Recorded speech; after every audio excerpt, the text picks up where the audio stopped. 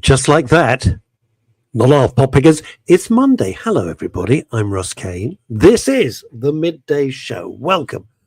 Another rather nice day outside. Not that I've seen it. I've gone out, just had to move my car.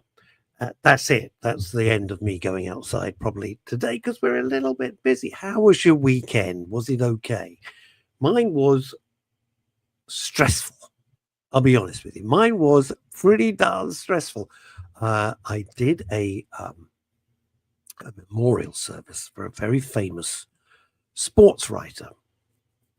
And I don't follow sports at all, apart from Formula One. I know nothing about sport, and even less about football.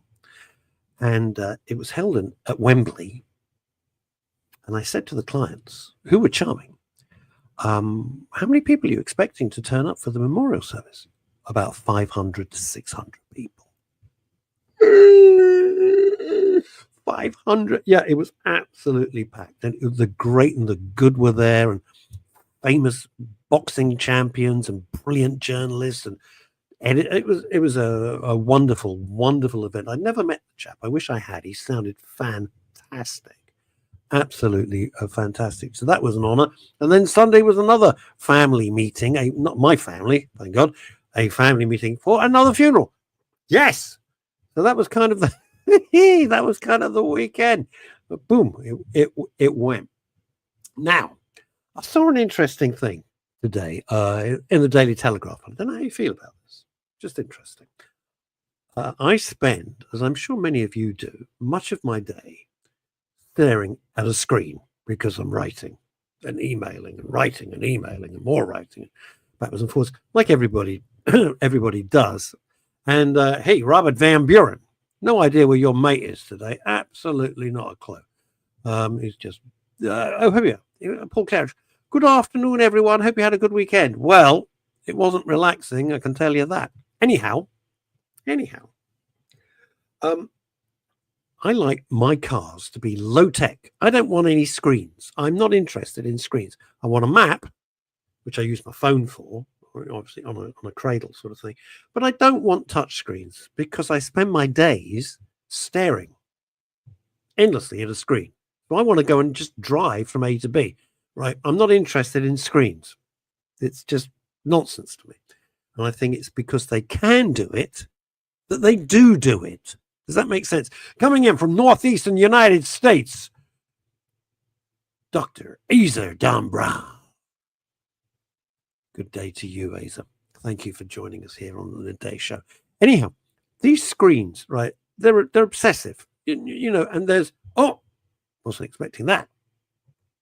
Crazy name, crazy gal, evil, phantom. Marvelous. Anyway, hello, Eve. So, what I'm saying is this. I just want some dials, and I want physical switches and physical dials and physical knobs that I can touch. I don't want to be searching through menus on a screen when I'm driving along. I just think it's dangerous and stupid. There she is, via Houston, Texas, now in the beautiful town of Surrey, Guildford, via Auckland and Christchurch. Julie Voice. What a woman. Anyway, the Daily Telegraph did a big article today saying that people, not just me, not just old farts like me, but people generally are fed up. They don't want screens on their cars. That's not what they want. They want like some dials so you can see how fast you're going, see if you've got any petrol left. It's always handy, right? It's kind of it. See the rev counter if you can be bothered. And maybe a map. It's kind of it. I thought the height of madness with this, the height of insanity, was when one of the manufacturers, I can't remember who it was, it's kind of irrelevant, if you wanted to open your glove box, right, you had to find it on this screen with a million menus and press the button. Bloody stupid is that? Talking of brilliance and engineering at its finest, Neil Long. I thought you were going to say talking of bloody stupid is Neil Long. I thought you were going to segue into me that way, Russ. It's so obvious. I know, too obvious. Cliche. Some of the screens I see in cars now are massive. They're as big as the computer screen I'm looking at. They're incredible. Yeah, they are. But do you? But I've also seen the technology in cars. There was a guy driving a car the other day, and the car thought it knew better than him. So Oh he yeah, was having to constantly fight it to get him to hi Robert, to get him to do what he wanted. I And I know. thought this is going too far, It because the is car going. literally, on the steering and stuff like that was fighting him, because Yeah, it and said you see, something there, and it tried. I mean, I'm like, come on. this is one of the things. What you've got. No, look, my son's an automotive engineer who works for one of the huge British manufacturers. He's a senior engineer there. I'm not going to say which one it is, but it's monstrous. And it's because the engineers are very young. And this is my theory, just a theory, okay? See where you go with this. Because the engineers are very young and they've only grown up with screens and phone screens and laptop screens and iPad screens, etc. That is what they like. They're not used to what I call low tech, just some dials and switches, because that's all you need. You don't need all the other bullshit. Yeah. I mean, I think Robert, there's some absolutely, great safety devices now built into cars. That's great. absolutely. But I And think there maybe should be cars for both markets, because the young people are going to want the screens. I wouldn't mind a screen. I don't know if I go as far as pressing a button to open my glove compartment on the screen. It's madness. It's mad. I mean, that is technology overriding common sense. How tricky is it? You reach down and you pull open your glove box. You don't need a screen to do it. As RVB says, Tesla has a large screen. Yeah, has sound effects like farting noises. You can do in various areas of the car. Yeah, I get it that it's fun. I'm not interested. I want to go from A to B in comfort. That's what I want. I don't want to be distracted. And I actually thought I bought my car new off the showroom floor. Barry J. Allen, keeper of the universe. Flash. I just fell in love with it. It's just a little tiny city car, little thing sitting on the showroom. I said, I'll have that. They thought I was joking. I said, no, I just want that. That's it. Do you want to test drive it? I drove it like 100 yards. So it's fine. It's lovely. And it does everything that I need it to do. And it's basic and it's small and it's great. And I like it and it's comfortable. Mm. And I was thinking, as and when I change it, I'd probably look for some really old car, as long as it was reliable, that was low tech. I don't want high tech. Just don't. Too many things to go wrong.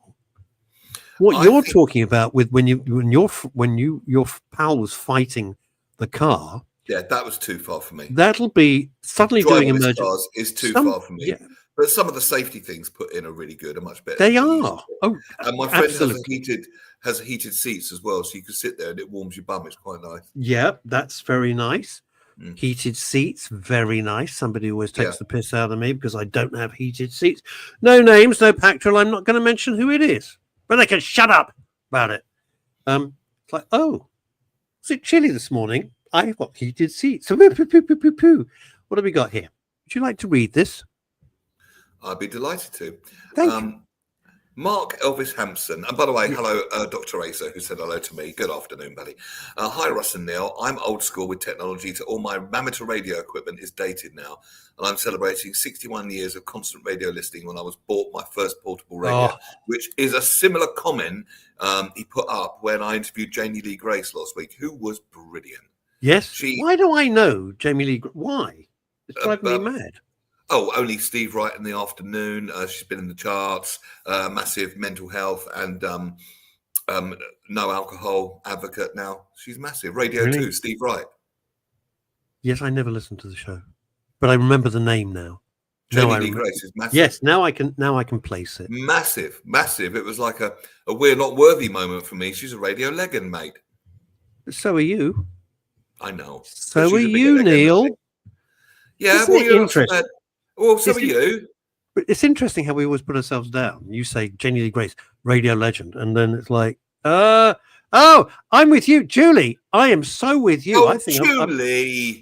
I'm with Julie on this. I don't put on a heated seat. I think, oh my God, what the hell? I don't like heated seats. It makes me feel like I've wet myself. Julie, I agree with you 100%. I won't put them on. I'm serious. I won't. Do you know what? Somebody played a terrible trick on me. I was in Los Angeles. They'd hired a Mercedes convertible. It was like a gazillion degrees. And we're cruising around doing some work, right? And I thought, oh, Christ. Oh, God. I've had an accident. Oh God, I've had an accident. I'm really embarrassed. And the bastard had switched on the heated seat in Los Angeles. I was melting. I really thought I had horrible, embarrassing it. Right. This is. Oh, you didn't. But I hadn't. No, I hadn't. No, I had not. Paul Claridge says, Neil. Yes. There's a video on YouTube that shows a self-driving car which had a split second to decide whether to hit a pedestrian who fell in the road or have a head-on collision with another car. It opted for the latter. Yeah, well, what would you do? I don't, what would you do? Probably hit the car, but probably better than hitting a Depends pedestrian. what speed. I don't want to head on. Well, I don't want anything. Good afternoon from a cloudy Fife in Scotland. Don't get heated seats when you use Shanks's pony. Aye. Have they invented electricity in Fife? Sorry, just a joke. I don't know who he is, Sue. I don't know. He just turned up. I've never met him before. I've never met him. I don't know who he is. He lives at 33 the High Street, above the kebab shop. Go and punch him. I don't know. Yes, Scotland. I want to go back to Scotland. It's so nice. You all right? You okay? Do I need a medic? Scotland's beautiful. Oh, it's gorgeous, isn't it? It's absolutely bloody marvellous up there. I want to go back to Edinburgh when it's not fringe. I want to go back to Edinburgh when it is fringe. Yeah, but I've done that. It was lovely. I've done it. It was smashing. Absolutely. I loved it. Yeah, I had a great time. I had a great time performing. I absolutely loved it. Did 2 weeks up there, stand up, and it was lovely. I thoroughly enjoyed myself. Every day was a party, as far as I was concerned. Anyway, what's this? Fife averted lots of this, including radar. What, the bloke from MASH who dressed up as a woman? I know, I've got myself in trouble now. I was only joking. I was just being dead. You are dead to Sue Sleet. She'll unleash Dave Sleet on you now. I'll get a Scotland kiss, which apparently is not. You get a Glasgow kiss. What happened to the days when my dad used to give us a hot water bottle in winter? Oh, this is brilliant. Well, that's kids with Austin A35. I loved the Austin A35s. They were great. Austin A35. That is hilarious, isn't it? Dad giving the family. You say this to someone now, anybody under 40, they look at you, or probably under 50, and they look at you thinking, are you on drugs or something? Go on. Can I share something? It's Please. Me and my girlfriend's anniversary today of the day. We sort of went on our first date, and I offended a whole room of open mic people by singing an obscene song. And she's still with you? Mm. How does that work exactly? How have you? Because it was very, very funny. Yes. Not for the people in the room, but for her. Did you really? You upset everyone in the room? Yes, by singing a song about a certain practice that some people do. What, meditation? No. Fitness practice? No. Jogging practice? No. Breathing practice? I think I know where we're going here. Anywho, why? I'm interested. Why were they offended? Because they know your comedy, and you're. No, they didn't know my comedy. It was an open mic night. It was an open mic night, and that's different from comedy nights. Comedy nights, you expect it to be rude, but people still get offended. But open mic nights, it's generally just musicians there.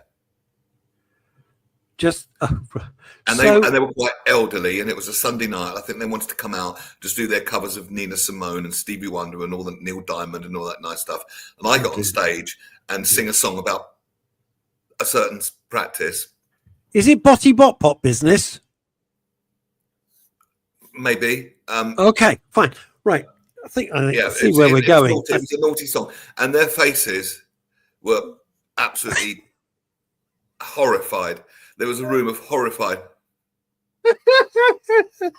Did you walk off? Is my girlfriend's head bobbing up and down, not for that reason, but hey, stop it! In the audience, I mean. Oh, in the audience, I mean. Oh, I think we see how this is going to pan out. Well, Russ is welcome, and clearly Neil's Russ, not. I don't blame him. I'm always welcome. Five. Have you? Well, right. Philip Harding, you've missed a heck of a lot. You've missed me ranting about screens in cars. You've missed Neil talking about him. My pegversary. Don't know what that means. I actually don't know what that means. I'll be honest with you, I have not a clue. Yes, but anyway, Philip, you're here now, so we're ready for your marvelous contribution. Now, I had a bit of a shock at the end of last week, a little bit of a shock. I want to run this past you because it concerns all of us, really. It's not a huge earth-shaking thing, but I'm just curious. Social media, and I've said this before, but maybe it's just me. There's people there that we've never actually met in real life, okay? But perhaps we converse with several times a week online. You know, how are you? You know, I don't mean privately. I have perfectly good relationships with many people who I've never met in person. Great business relationships. Yes. And that's how we've built up the state. I wouldn't say friendships and such, but great work. No, they're not. No, I mean, when you say they're a Facebook friend, it doesn't mean they're an actual friend because you've never met them. So they can't be but you feel friendly towards them and somehow, and tell me if you think I'm overstating this, you've got a sort of an emotional connection. There's dozens and dozens and dozens of people on my Facebook that I go, oh, that's really, you know, that's lovely. And we exchange stuff. Yeah, because if you care about them in real life, you'll care about them on screen. Yes. But if I've never met them, what I'm saying is, I see. There is the definition, there is delineation between people that you could phone up at 3 a.m. I'm in trouble, come and help. And if you've got 3 of those, you're doing really well. So that's marvelous. And Kimmy is saying, quite rightly, some Facebook friends are so lovely. Anywho, one of my Facebook friends, I'd never met him, but we had, you know, quite a chit chat a lot. He was the son of the great Max Bygraves. You know, you need hands to tell someone you love. I went to see Max Bygraves in concert with my grandma. Well, there you go. See? And he told this really naughty story. Did he? Max? It made my grandma titter. Yes, about a man that buried himself naked on the beach with just his showing through the sand. And 2 old ladies came along the beach and thought it was a plant and wanted to take a cutting of it. I remember that. Max Bygraves told that story. He was a lot naughtier on stage than he was on telly. On Saturday Night London Palladium and all that old stuff. Anyway, yeah, Max Bygraves' son is Anthony Bygraves. Yeah. And I'd see all the family stuff and, I'd write about how much I kind of admired his dad. And anyway, last week, out the blue, he dies. Oh, boom. No. God, yeah, he dies. Anthony, like, what the hell? So the world of variety, not the world of showbiz. Couldn't have been that old, could he? No, not at all. And the world of variety, great people like, probably you wouldn't know, Keith Simmons and people like that. Everyone was going, wow, what the heck? So there's 2 things here. And the first thing is I felt upset. But this is someone I'd never met.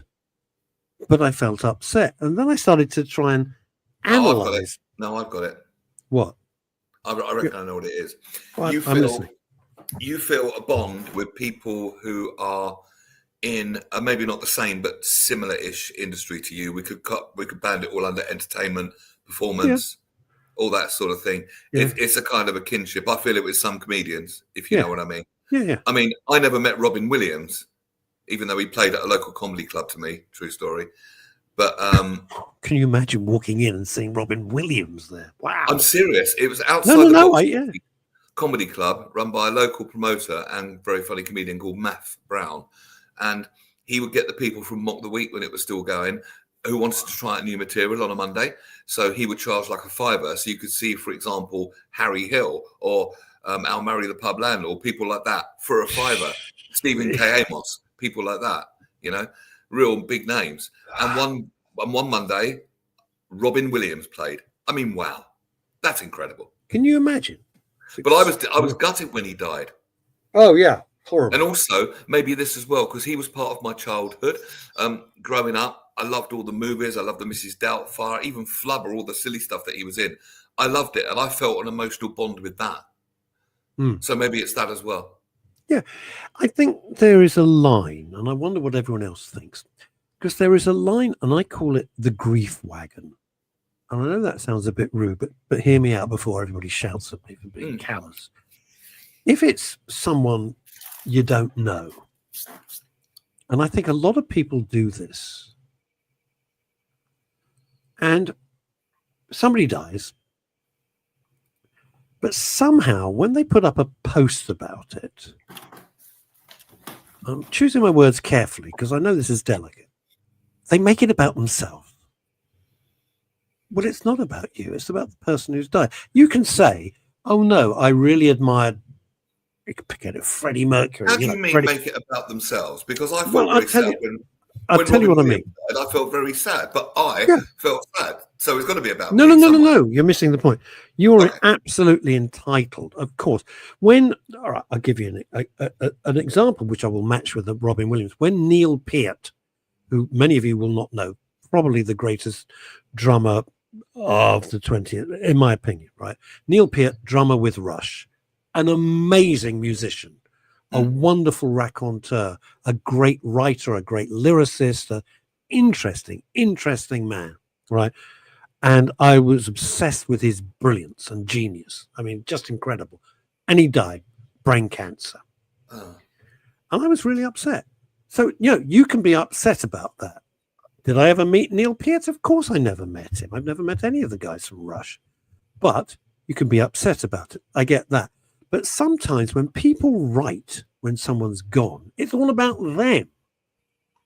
They manage to weave in all their shit rather than just saying, oh, no, Fred Smith or, Maureen Jones and stuff. Do you see what I'm saying there? Well, we're in the age of oversharing, though, aren't we? I mean, everyone... God almighty.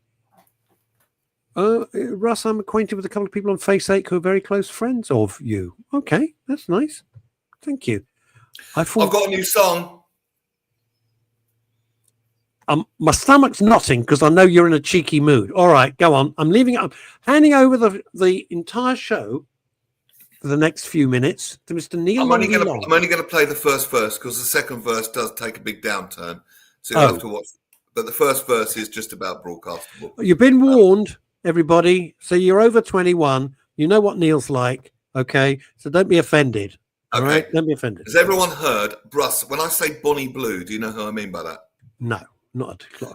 Okay. Bonnie Blue is an OnlyFans influencer who did this stunt where apparently she slept with 1,000 men in one day. Which branch of Weatherspoons was that? It wasn't a branch of Weatherspoons. Oh, okay. If you Google Bonnie Blue, just do it now. I'd rather not. Can I be honest? Anyone who wants to shag 1,000 men in one day, I don't really want to Google them. But thank you. Thank you for the offer. She sounds nice.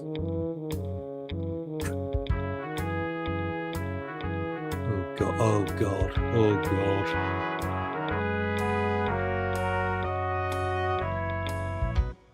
Where we began, I read it in the papers and heard the queue was growing long. An Airbnb, there was a pile of trousers. Who'd have believed I'd go along? Hands touching glands, reaching out, touching me, Bonnie Blue. 3 at a time. 9 seconds never felt so good. So good, so good, so good. Each bloke was timed. An STD's a likelihood. There we go. That's just the first verse.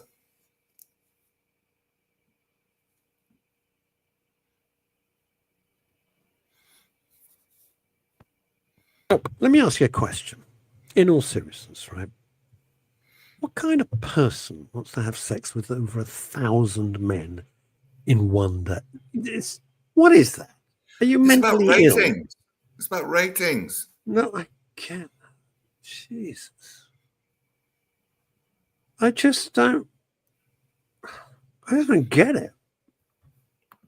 I mean, I genuinely just don't. You know, I am anything but a prude.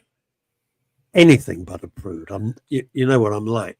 But that, to me, is just barbaric. I just don't understand it. I don't understand. She does it for money. Okay, there's a word for that. But the guys, why do you want to be one of us? That, ugh. I don't get it. I find it repulsive. I actually find it repulsive. Well, it's bragging rights with your mates, isn't it? What? Well, what kind of stylish? Look, come on. If you're a young, horny, 20-something male, Yeah, and you can get a bit famous by shagging this bird online, sorry to be so blunt, you probably would. would you? I wouldn't. But when you were 20, when I probably first met you, 25. would you have done that? I wouldn't have done that in a million years. No, because I'd have cared about my job too much at Capital. If that had got back to Parky, I'd have been dead. Interesting way to notice the video. At this stage. At this stage, I think that's not the moral fortitude we need to be showing at Capital Radio. I think you'll find. Be all that. I would not like to be.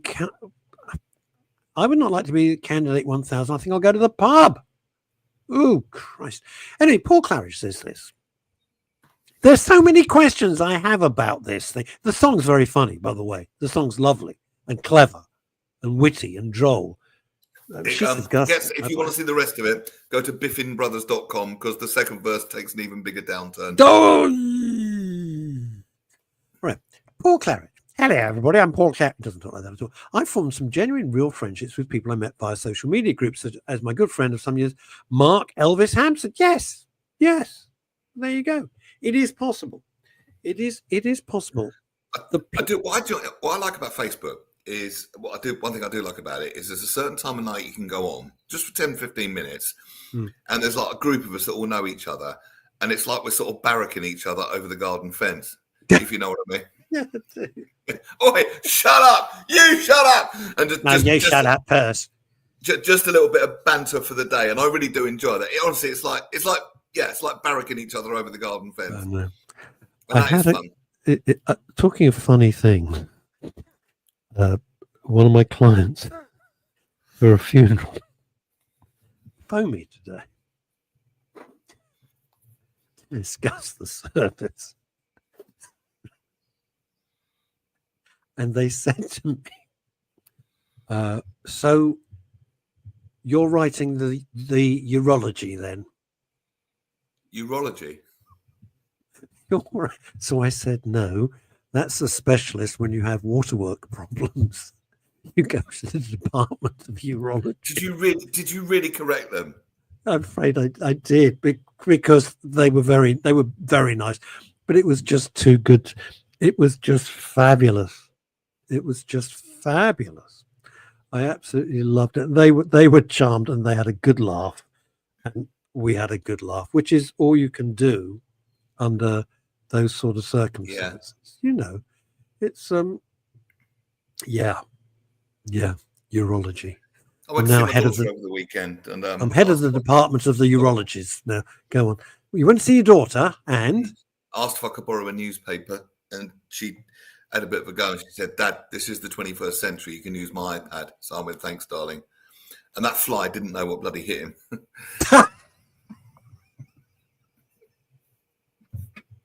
Oh, that's good. That is very, very, very good. Kimmy, no, I'm saving up Black Mirror. Black Mirror, I think, is a work of genius. Unbelievable. It's so clever. It's so brilliant. The one with the pig, for goodness sake. Oh, God. Genius.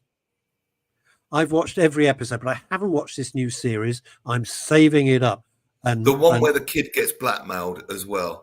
Oh, my God. Yeah, and it gets worse and worse. They've got to kill each other. They got to kill each other. That one? Do you mean that one? Yeah. And you think, where are you going with this? Where are you going with this? And then it turns it on its head and you think, oh, I'm not going to spoil it. And it's like, I did not see that coming. That's like that's a brilliant gag about the iPad. Is that yours? Do you like that one? I love it. It's a great gag. It's very I've worked out what my sexuality is. Oh, yeah. What? Well, I'm attracted to men and women but neither group fancy me. I'm by myself.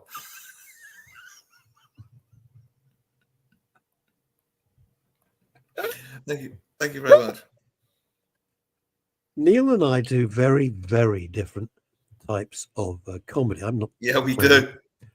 We're not planning to do any. I'm not planning to do a stand-up this year. I don't really think I got the time. You don't offend whole rooms of open mic people on your first date. I did. But They were furious. But did anybody say anything to you afterwards? Like, no, I just Neil glowered at because it is an open mic, and I just left the building pretty quickly afterwards.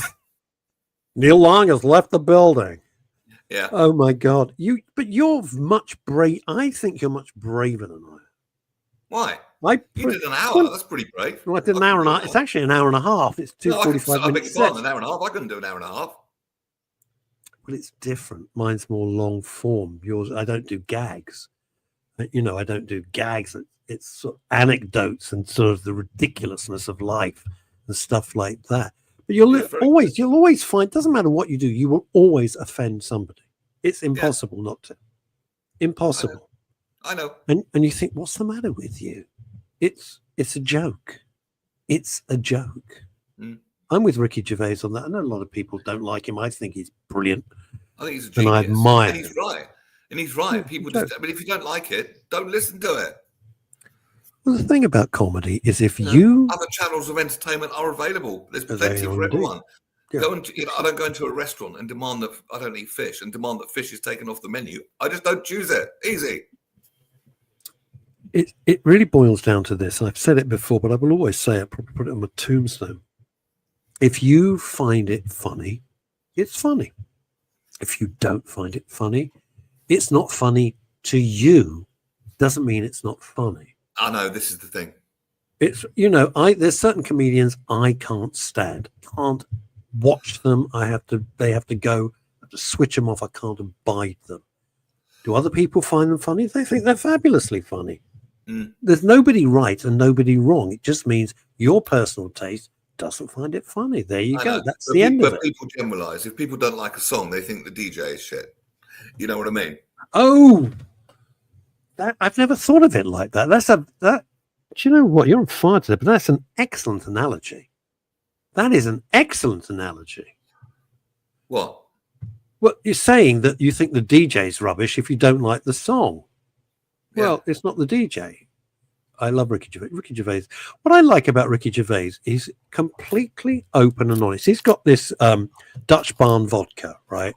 And his adverts really revolve around, buy Dutch Barn vodka. It's my company, and it's making me even richer. And I like that. He's not going, oh, it's the greatest vodka, and it's made with the tears of a unicorn, all this crap. He's just saying, buy it. It's really good. I think you'll like it, and it makes me rich. So I'm happy. Right. And I like that. It's just funny. It's just funny. It just makes me laugh. I like that. I like that honesty. I mean, the hypocrisy of Hollywood and many of our actors. And that, I can't. When I say actors, I mean actors and actresses. Can you say that anymore? I don't know why they've got such a big deal about that. It's just like, it's disgusting. I'll tell you what upset me this last week. Well, everything upsets me last week, but I'm going out on a bit of a limb here, gang. So bear with me. King Charles, I always want to call him Prince Charles. King Charles goes to Italy with Queen Camilla, and he gets up and he does this big speech about climate change and how we've all got to do this and all got to do that. He flew his Bentley over to Italy. It's good to be the king. It's good to be the king, as Mel Brooks said. I have no problem with our king flying his fabulous custom-built Bentley, which was his late mother's Bentley. This beautiful piece of work. I have no problem with that. He's the king. He wants to show the Italians, look, this is how we do things in style. Lovely. But please don't lecture me about climate change if you're going to do that. It's just such rank hypocrisy. It's just hypocritical. I just can't. I mean, it's like, what's it? That idiot Prince Harry. I hope I'm never in the same room as him. I do, because I don't think I could contain my temper, I'll be honest with you. And he, you know, he's the king of private flights everywhere, and he lectures us. It's like, oh, shut up. Just shut up. Can't take it. Can't take it. Him, Ed Miliband, God almighty. Right, what have we got going here? I think, Russ, we ought to do it. Oh, no. I think Russ, Neil and Liz ought to do a late night live after the watershed. No. We could do it now, but I think swearing, and I've got a very potty mouth, I think it's lazy. I don't mean in the funny videos, because that's within context. But I think just effing and blinding all the time, it's just lazy. Yeah, but if you want something a little bit more adult, just go to that website. There's plenty of funny filth on there. It's funny as hell. Your stuff, I'm not such saying it, because otherwise I'd say, Neil, do me a favor, let's not play it. I think it's hilarious. I think it's absolutely hilarious. It's just tickles my funny bone. Who do you not find funny? I mean, I've got a list as long as you like, but who do you not? Somebody comes on and you go, oh God, not them again. I'm not sure. Shall I start? Do you want to think about it? Shall I start? Yeah, go on. Who do you not find funny? Sue Perkins never made me smile once, ever. Just seems to have a comedy bypass. I'm not saying she's not nice. She's probably a charming person. Joe Brand, who's a very nice person, never made me smile. I've been at a cafe. There was just me and Joe Brand. I smiled. She acknowledged. Charming. Doesn't mean I found her funny. I don't find her stuff funny. Russell Brand drives me around the bend. I just think it's no, I don't like him. I just think it's a load of words. Nothing to do with the recent event. No. Well, we can comment on it, but we don't know. We weren't there. So, you know, unlike everybody else in the media who has a huge opinion, how the hell do we know? We weren't there.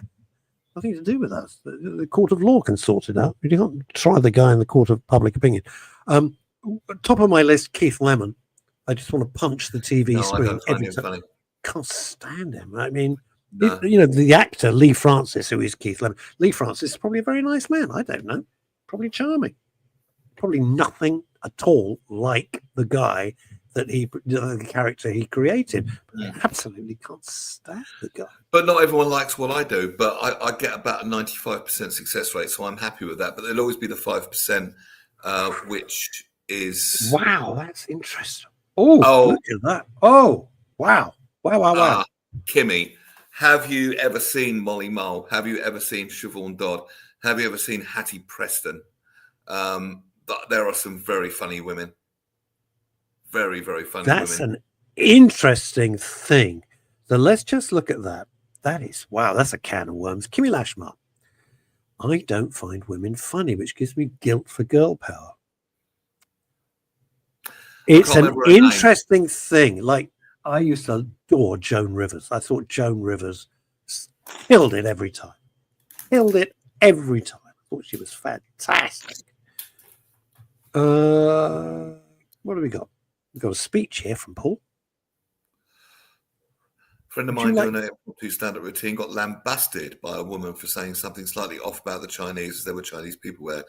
My friend went to twirlize the Chinese people for them so they weren't offended and found it very funny.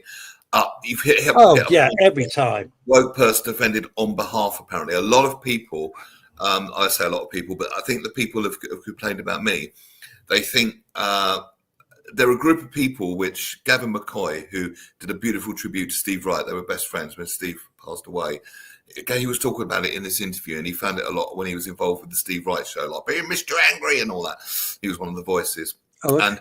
And he's still going strong today, Gavin McCoy, one of the nicest people in radio and show business. I'll always shout him out, really good man. Anyway, and he talks about a group of people called protectors.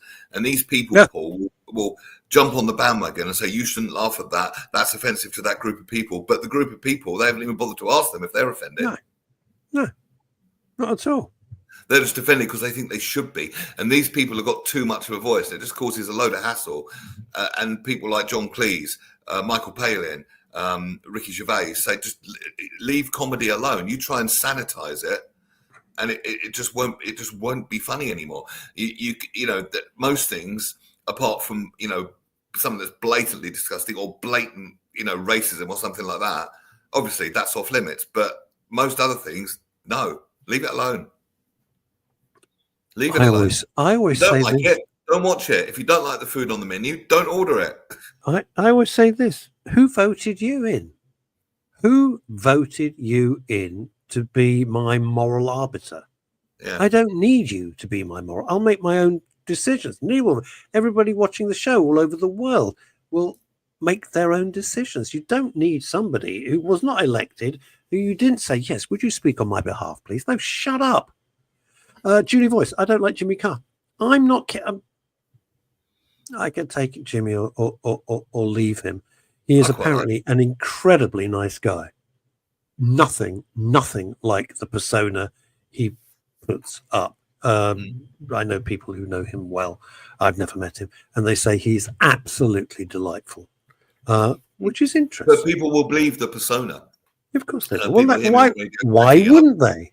I've been called arrogant. I'm not arrogant, but people. But I have to put on a bit of an act. Sorry, why did you arrogant? Wow. In what? All right, you've flummoxed me now because I saw your stand up and I see your Biffin Brothers stuff. Arrogant's the last word I'd use. It's not arrogant at all. Or rude or uncouth, Well, yeah, I mean, that's the nature. Admittedly, I did offend a room full of old people by singing a song about pegging, which I shouldn't have done maybe, but... Jesus.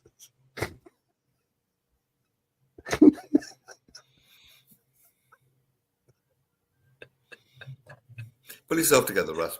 I like the fact that you don't care.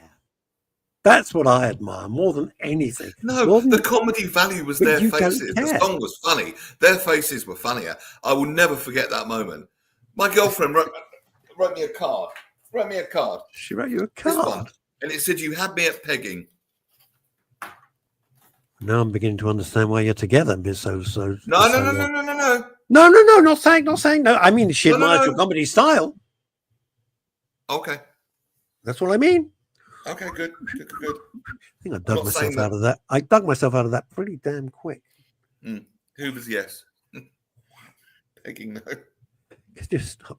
It's very interesting how people see it. I would never say arrogant. Yeah, your thing is very cheeky. It's very... In the old days, you say it's a bit end of the pier, in as much as it's like, hey, it's a bit naughty. Yes, it is. It's not aggressive. It's never aggressive, and it's not. Somebody else I couldn't stand, and I know he's a brilliant naughty. writer. Yes, nasty. No, there's the difference. No, I could never stand Ben Elton. Absolutely loathed his stand-up. Loathed it with a passion. I loved his books, though. Oh, Ben Elton is a great writer. Yes, he is. He's a clever man. Did I find him in the least bit funny as a stand-up? No, I couldn't bear it. Couldn't stand it. Did I love Blackadder? Oh my God. Did I love Thin Blue Line? Oh my, yes, fantastic comedy writer. Wonderful comedy writer. Yeah. What have we got? Mark Elvis Hanson. Everyone's different behind the scenes, or what I call off-duty in personalities. Yes, of course. Ace has come up with the point. That's the point. Neil, people often project or transfer their own issues. You should say that, Dr. Ace, because I told my kind of online mentor about this when someone complained about me, and they got all their mates in cahoots, and we had 7 letters of complaint one night about one gig. That's not just one person. That's getting all your mates involved to get them to do it, to give them a pylon, in other words. Complaining power. Yeah. Never happened before, never happened since. But they do. And I called them woke. And my mentor said if they were truly woke, they would say, what is it that I need to work on in myself because that upsets me? That's woke. Just trying to cancel someone because they say something you don't like that's a bit satirical or a bit rude to a group of people. Is not woke. And as I say, it's not aggressive, it's not nasty, it's cheeky, it's satirical, it takes the piss, but that's comedy. Okay. But it's not, as Russ said, aggressive or nasty. Naughty, nasty, no. There's very little I've heard on stage that I wouldn't want on stage. Very little. There's only one occasion where the guy really did go too far, in my opinion, that I've seen. I won't ask what it is because it's probably very offensive. You can if you like. It doesn't bother me. I'll tell you. All right. It was VE Day, and it was an open mic, and this guy got on stage, and there were some of the war heroes, people involved in the military, were out in their military regalia with the medals and all that sort of stuff, just sitting socially at the bar having a drink. And a guy got on stage and looked at them, and he said, "So have you actually killed anyone then?" To this guy. Oh, for God's sake. And I must admit, in true professionalism, the guy handled it brilliantly. He said, "Well, probably because I was the chef," which was a brilliant comeback. And he wow, that's what the guy in the audience said that. Yes, yeah, the guy in his, but that's as professional as we hope our military would be. But my goodness me, did that guy get a ticking off and a ban from that comedy club from the promoter that night. But apart from that, I've never seen anything. You see, the thing about I don't know if we can talk about it today, but it does fascinate me. The thing about comedy is, sometimes they go, it's got to make you think. Well, if I think of, to me, the great comedians that I grew up with, like Morecambe and Wise, the two Ronnies, etc. Were they there to offend? No. Were they there to make you think? No. Were they there to entertain and amuse? Yes. Yeah. So going up and saying, if you've analysed that, did you kill anyone? What does that say? What is the stupidity? There is no logic. Because comedy, there has to be a kind of logical thread that is based in some form of reality, which you use as a springboard for comedy. When the geniuses like Robin Williams, he was a genius. Obviously troubled, but fantastic, a genius. A word I rarely use. But he takes reality and then just takes it as far as you can go. But turning around saying, did you kill anybody? It's not funny. It's not clever. It doesn't take you anywhere. No, what do you think? War is not? You think war is pleasant? War is horrific. No, he got taken off stage. Was he? Was he taken off? He was taken off stage. Yeah. How do they actually do that, Longie? I don't know. I've not seen the God, I've MC never seen it. Walked up, grabbed the microphone, and said, "Right, off the stage, please. Bring the next one on." As simple as that. Simple as that. Not like, well, thank you very much, Fred. That's no, just that. Boom, goodbye. Wow. Yeah. I like this from Paul Claridge. He says Jethro had the funniest comment when closing his show. He said, "I can't do the voice. I'm not good enough." All I said was a bit of fun, right? And I didn't mean to offend anyone, but if you were offended, bollocks anyway. You see, I think that's right. I know people absolutely adore Jethro. I know people, friends of mine. Is he still with it? Is he still with it? No, he passed. He passed because at the funeral, I know Jim Davidson spoke, and I think Mike Osmond spoke. I love Mike Osmond.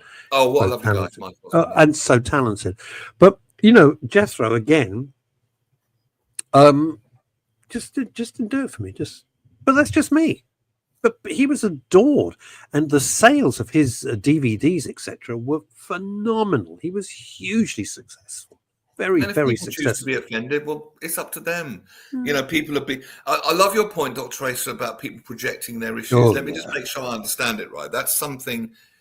Tell me if I'm wrong here, Doctor. It's something that you have in yourself that you don't like in yourself, and you can't accept it in yourself.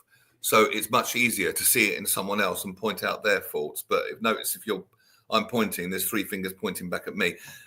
Example being, once there was a guy ranting on at me about how much he hated people that have affairs. I can't stand people that have affairs. They're the worst kind of human being that have affairs. Guess what he was doing? Yes, you've guessed it. Having an affair. Sorry, so he was ranting at you? Yeah, just saying how much, not ranting, not angry at me, but expressing his anger over the fact that people had affairs when he's doing exactly the same himself. What the hell was he talking? Why did he bring the subject up, the idiot? I don't know. But that's projection. Another example, Catholic Church, sexual morality. There's another one. It's very interesting. It's not just in this. And Asa, you'll see where I'm going. By the way, Bobby Davro, you know what you're going to get with Bob, the Bobster. I call him the Bobster. But with Bobby, you know what you're going to get. He's not a I choir met him, boy. Kimmy. We were both in a little film together. Yeah. Only I did ever panto. the second part. I did panto with Bobby. I used to stay at his house. Panto, we became really good mates. I'm very, very fond of Bobby. Very Yeah. talented man. Yeah, seemed like a very, very Incredibly nice bloke. talented man. Yeah. And he was Yeah. so kind to me. We just bonded, and we'd hang out, and he'd always make me a lovely nighttime drink. He called the Bobster Special, and he'd make me this hot chocolate drink, and it was lovely. I mean, He did seem like a really nice guy when I met him. the best thing about Bobby made me laugh. There was a little plaque in his kitchen. I said, "What's that?" That's a joke. When he had the new kitchen put in his house many years ago, he got Cliff Richard, who's a mate of his, and Cliff came round and cut a ribbon just for the family. And there's a little plaque, "This kitchen was opened by Sir Cliff Richard." I think that's so sweet. Right. That's the point I brilliant. was going to make, to answer Neil and to try and address Asa Don Brown's point, wearing my completely other hat as a celebrant for funerals, weddings, memorials, it's not all death, but there are a lot of funerals. I'm meeting the family at a time for them of huge stress. Yeah. Huge stress. Being very careful how I say this. And very often, not always, but often it's the first time that siblings have got together for a while because maybe a parent has died. Yeah, can be. So there's a lot of subtextual stuff going on. And I find myself, obviously I have to get all the salient points down, etc. But you end up being a sort of therapist and a helper, and it's extraordinary because you've got to be really careful. It's like walking through a minefield because you don't want to upset anybody because several things are going on simultaneously. One, people are grieving. Somebody's died. Two, whatever their relationship with that person may have been when they were alive is now coming to the surface. So if it was good, that's lovely. And if they're beating themselves up, maybe I wasn't so lovely to my mum or my dad or my brother or whatever it might be, that suddenly comes to the surface. And then any family tensions which have been bubbling along, suddenly everything comes together. And I do get, from time to time, projection. Asa's right. I get projection. I think, why is this particular client being kind of aggressive, bit rude, bit difficult? And I think, why is that? I mean, most are delightful. I would say 99% delightful because they just want your help. Just to put it in context of what Russ is saying, psychological projection, thank you, Doctor, as a defense mechanism where individuals attribute their own unacceptable thoughts, feelings, or traits onto somebody else. Yes, I did one. I'm not mentioning any names because I always have, confidentiality. Thank you, Asa. Thank you for that. I did one, and the moment I walked in, I knew I was in trouble. The moment. It was some time back, but I could tell it was going to be really difficult and really tricky. And by Jove, I was right. And I had to write huge letters to the funeral directors explaining exactly what had happened and explaining what I had encountered, etc. But there was Asa would just go to town and he could write a thesis. It was just huge projection. And a lack of, what's the right phrase, taking responsibility for your actions. If I've screwed up, I'm the first to go, I messed up, I'm sorry. What I won't do is, but no. If I've messed up, I will say I've messed up because that's the only way to deal with it. But it's fascinating when other people really make a hash of certain things, but it's your fault. That's blame. And that's a kind of projection as well. Is blame, Asa, we need you. Neil and I need you, as do we all. I would wager blame is a kind of projection, sort of. Am I right, Dr. Asa? Perhaps a milder version. And blame is powerless. If you were nasty to me, Russ, And I said, because of what Russ said, I can't do radio anymore. That's blame. And if I held that belief, blaming you, that would disempower me. Where I could just say, sod him, or he's having a bad day, and move on. Do you know what I mean? I do. But you know what is interesting? But tell me something. Let me ask you this, Neil, because I've known you long enough, so I can ask you this.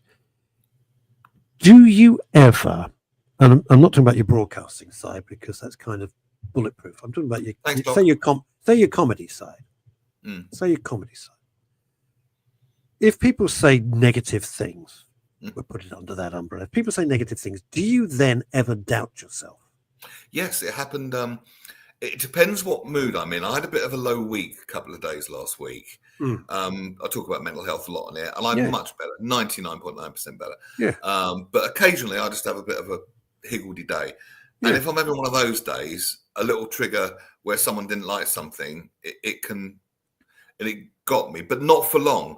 Not for long. It happens less regularly, less often, and much less intensely. If I'm in a high mood, I'm just like, brush it off. You know what I mean?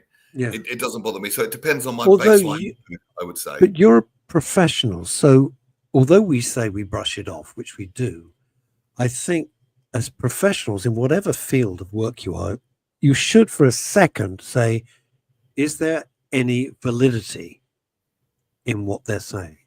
Or maybe there is, and maybe I don't want to see it. Maybe I'm projecting. I'm not talking about you. I'm not making it personal, because like if I've encountered a problem with my work, I go, is it right? You know, the old me would go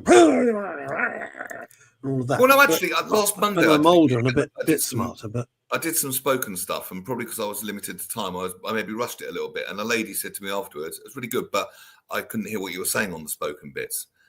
And that's genuine feedback. I was like, "Oh, okay, thank you. That's genuine feedback. I've got no problem with that." But it often depends how it's said, doesn't it? And you know what I mean. If it's said in, I think this is how I've always gone through life with all my writing and my advertising copy, everything, broadcasting. It's this: if it's constructive criticism, it's helpful, because you can learn from it. And although it can sting like a bit of a slap in the face, you can say, wait a minute. Yeah, I'm really angry because Neil said blah. And I think, wait a minute, hang on. Let me think about what he's saying. Can it be applicable? Could I improve? That's great. Constructive criticism. If you're just coming from a bad place because you're a bad actor, as they say about people, if you're a bad actor and you're just coming to be nasty, that's not constructive criticism. That's just trying to screw somebody up. Yeah, and that's probably some jealousy or envy on their part, where they wish they were the one doing it. And the only way I used to know someone like that, still do, and he'd just listen to him bullshit on all night, and he would just sit there whole night tearing people down, this person, that person, those corporate C-bomb words, and on and on and on and on and on. I don't see him anymore. I got to the point, I think, take some fucking responsibility or go. So I went. You can't. The thing is, but one of the things, boundaries, but one of the things, ever since Tony Blair came to power, I'm sorry to say this, but I really feel it's true. That was a watershed, complete seismic shift, is that you're never to blame. It's always somebody else's fault.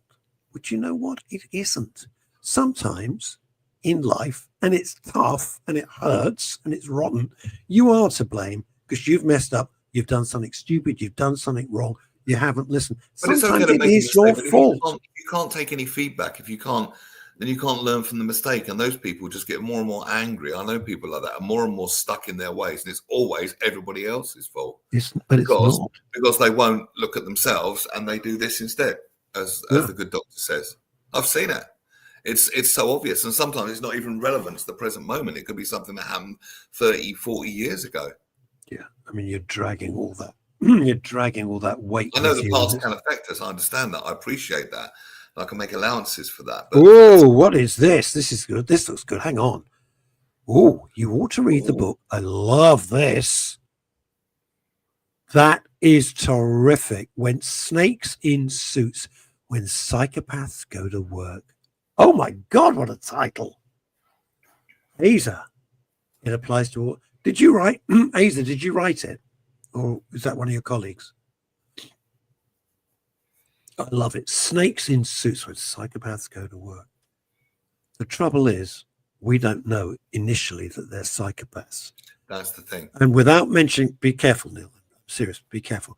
When Neil and I had somebody in common, that's all I'm going to say. I'm not even going to say in what profession.